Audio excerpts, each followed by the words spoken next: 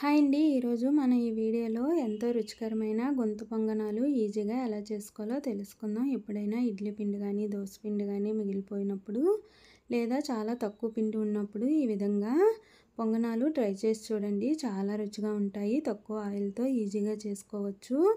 దీనికోసం ముందుగా నేనైతే ఒక కప్పు వరకు దోశ పిండి తీసుకున్నాను. మీరు ఇడ్లీ పిండి అయినా తీసుకోవచ్చు.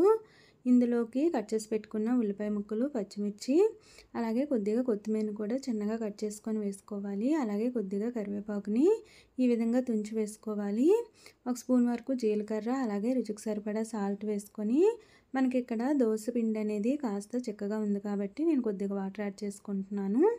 మరి దోశ పిండి అనేది పలుచగా ఉంటే వాటర్ ఏమీ వేయనవసరం లేదండి. ఈ విధంగా మొత్తం ఉల్లిపాయ, పచ్చిమిర్చి అన్నీ కూడా పిండిలో కలిసేటట్టు ఈ విధంగా బాగా కలుపుకోవాలి. చూడండి, మన కన్సిస్టెన్సీ అనేది ఈ విధంగా ఉంటే సరిపోతుంది. మరీ చిక్కగా కానీ మరీ పలుచగా కానీ ఉండకూడదు. ఈ విధంగా కలిపిన పిండిని ఒక 5 నిమిషాల పాటు పక్కన పెట్టుకోవాలి. 5 నిమిషాల తర్వాత మనం స్టవ్ పైన ఈ విధంగా పొంగనాల ప్యాన్ పెట్టుకొని అందులోకి కొద్దిగా ఆయిల్ని ఈ విధంగా స్ప్రెడ్ చేసుకోవాలి. తర్వాత మనకి ప్యాన్ అనేది హీట్ అయిన తర్వాత మనం ఇందులోకి కలిపి ఉంచిన పిండిని కొద్దిగా తీసుకొని ఈ విధంగా వేసుకోవాలి.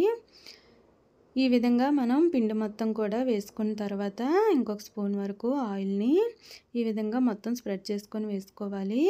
ఈ విధంగా వేసుకొని ఇప్పుడు మనం స్టవ్ని మీడియం ఫ్లేమ్లో పెట్టుకొని మూత పెట్టి మీడియం ఫ్లేమ్లోనే 5 నిమిషాల పాటు ఈ పొంగనాలని ఫ్రై చేసుకోవాలి. 5 మినిట్స్ తర్వాత మనకి పొంగనాలు అనేవి కింద వైపు బాగా ఫ్రై అయిపోతాయి. ఈ విధంగా ఫ్రై అయిన పొంగనాలని ఈ విధంగా స్పూన్తో మనం టర్న్ చేసుకోవాలి. ఈ విధంగా మొత్తం పొంగనాలన్నీ కూడా కింద వైపు టర్న్ చేసుకోవాలి.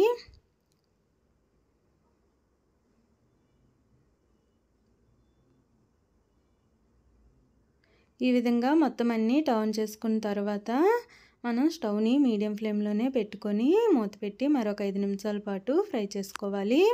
మరొక 5 నిమిషాల తర్వాత మనకి పొంగనాలు అనేవి రెడీ అయిపోయాయి.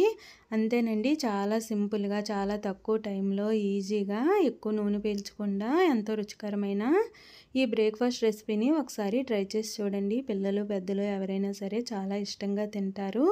అలాగే సింపుల్గా చాలా తక్కువ టైంలో చేసుకోవచ్చు. ఒకసారి ట్రై చేసి చూడండి.